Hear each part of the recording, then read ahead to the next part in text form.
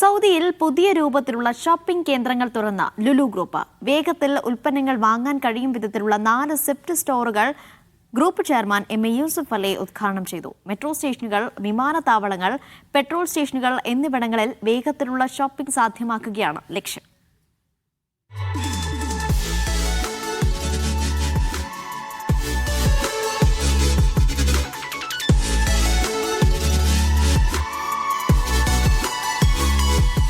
മാളുകളും ഹൈപ്പറുകളും സൂപ്പർ മാർക്കറ്റുകളും കടന്ന് convenience shopping മേഖലയിലേക്ക് വിപുലമായി പ്രവേശിക്കുകയാണ് ലുലു ഗ്രൂപ്പ്.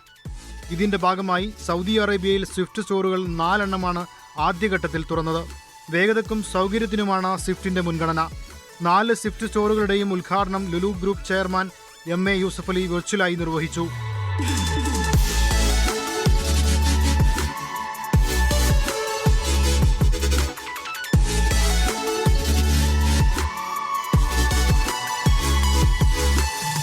റിയാദ് ഉൾപ്പെടുന്ന മധ്യപ്രവിശ്യയിലെ അൽ റാബി, അൽ ഖുറൈസ് മെട്രോ സ്റ്റേഷനുകളിലും അൽ റുവൈദിലെ അരാംകോ സ്റ്റേഷനിലും കിഴക്കൻ പ്രവിശ്യയിലെ അൽ അഹ്സയിൽ അഡ്നോക് പെട്രോൾ സ്റ്റേഷനിലുമാണ് സ്വിഫ്റ്റ് സ്റ്റോറുകൾ തുറന്നത്. സൗദി വിഷൻ 2030 പിന്തുണയേകി സൗദിയിൽ 100 സ്വിഫ്റ്റ് സ്റ്റോറുകൾ തുറക്കാനുള്ള ഒരുക്കത്തിലാണ് Lulu. I have a great pleasure and excitement and happiness to launch our group's new retail concept, Swift by Lulu, with 4 new branches in Saudi Arabia today. New innovation, transformation to this area.